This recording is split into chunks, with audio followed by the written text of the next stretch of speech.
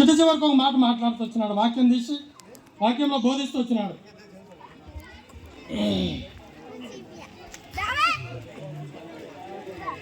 ఇర్మియా గ్రంథం అనుకుంటా 32వ అధ్యాయం. దినవృత్తాంతములు ద్వితీయోపదేశ కాండము 32వ అధ్యాయం. ద్వితీయోపదేశ కాండము 32వ అధ్యాయము 11వ వచనము. 32, 11 అందరం కలిసి చదువుకుందాం. పక్షిరాజు తన గూడు రేపి తన పిల్లలపైన అల్లాడుచు రెక్కలు చాపుకొని వాటిని పట్టుకొని తన రెక్కల మీద వాటిని మోయినట్లు యెహోవా వాణిని నడిపించాను.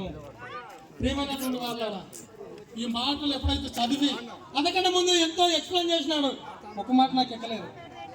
ఈ మాట నాకు ఎందుకో నా యొక్క గమనంలోనికి వచ్చింది.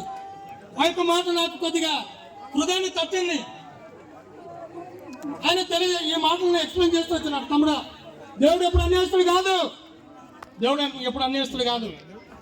ఈ పక్షిరాజు తన పిల్లల్ని గూడు నుండి చిన్నగా ఉన్నప్పుడే అప్పుడప్పుడే వాటికి రెక్కలు వచ్చినప్పుడు వాటిని తన పైన వేసుకొని ఉన్నతమైనటువంటి స్థితికి తీసుకుని వెళ్ళి ఆ పక్షిరాజు ఆ యొక్క పిల్లల్ని వదిలిపెడతాడు. అక్కడ వదిలిపెట్టినప్పుడు అవి కింద వస్తున్న కొద్దీ తనకున్నటువంటి చిన్న రెక్కలు ఇట్లా కొట్టుకుంటూ తను కాపాడుకునేటటువంటి విధానంలో ఆ రెక్కలు నొప్పి పెట్టినప్పుడు అసలు నాకు తల్లి కాకపోతే బాగుండు, దీనికి మేము ముట్టకపోతే బాగుండు, అసలు తల్లి అయితే మంచిగానము శిక్షిస్తుందా?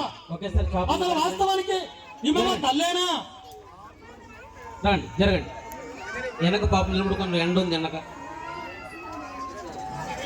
వాస్తవానికి ఈమె తల్లేనా అని ఆ యొక్క చిన్న పక్షిరాజు జరగండి మా ఏమైంది ఆ యొక్క పక్షిరాజు తనలో ఎంతగానో తల్లిని తిట్టుకుంటూ వచ్చేదంట.